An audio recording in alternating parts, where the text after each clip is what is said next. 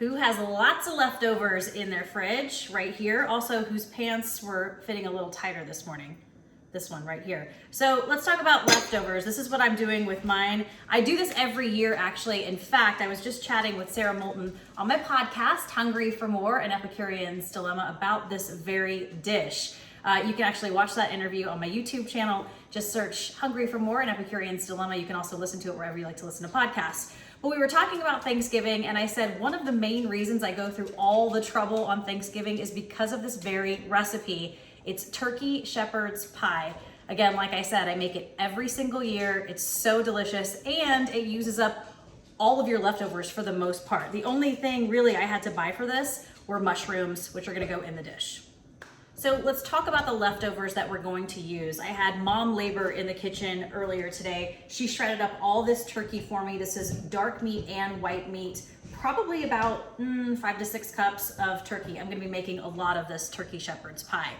I'm gonna use up the Brussels sprouts I made with bacon, the gravy that I made, and mashed potatoes. That's what goes on top, right? So you could put this in a big old casserole dish and serve it for dinner tonight, but then you could have leftovers of your leftovers, and that's just crazy. So I'm putting mine in individual ramekins because if we don't eat all of these tonight, I'm gonna freeze them, and then you can really have Thanksgiving leftovers anytime you want all throughout the year. So to get started, we are sauteing up some white mushrooms. This is a little bit more than a pound of sliced mushrooms in some olive oil and butter.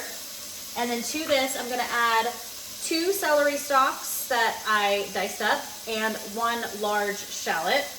And you're gonna saute all of this up until it's nice and soft. I added garlic, some sprigs of thyme, and then a little sprinkling of flour. And take a look. You're just gonna let that flour cook out.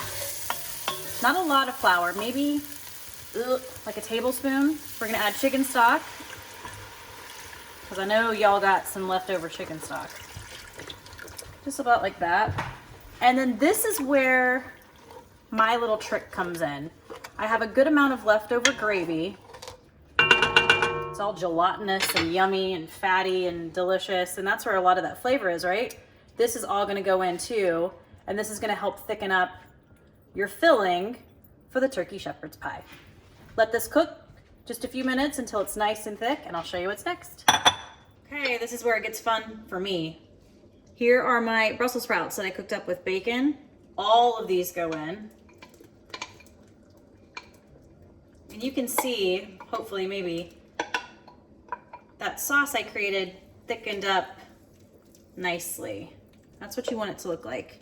Not super soupy, but also not super thick. Goldilocks right in the middle. And then all that turkey, white meat, dark meat, this goes in.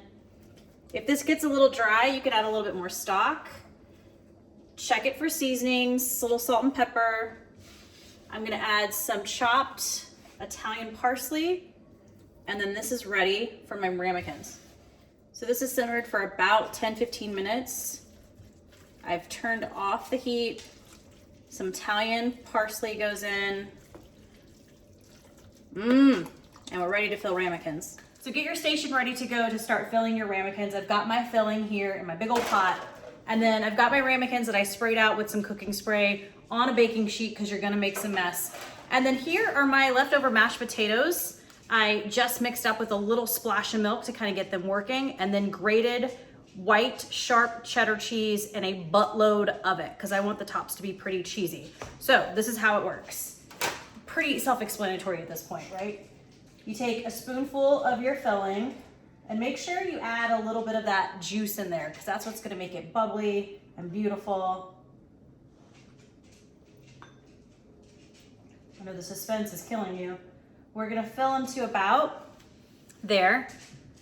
And then you're just gonna add a nice little dollop of mashed potatoes on top of this. And then I take a butter knife and just smooth out those mashed potatoes so the top is nice and even.